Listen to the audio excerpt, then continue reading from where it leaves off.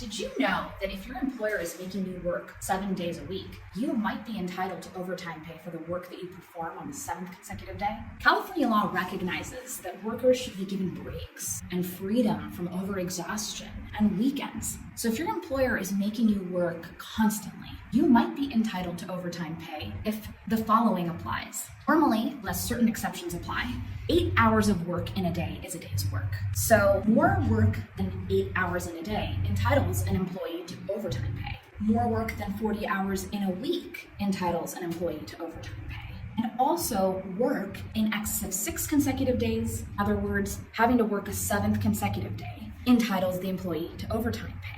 If you're working more than 8 hours in a workday, more than 40 hours in a work week, or the first 8 hours on a 7th consecutive day, those hours are entitled to time and a half overtime pay. If you're working in excess of 12 hours in a workday, or in excess of 8 hours on the 7th consecutive day, that time entitles you to double time overtime pay.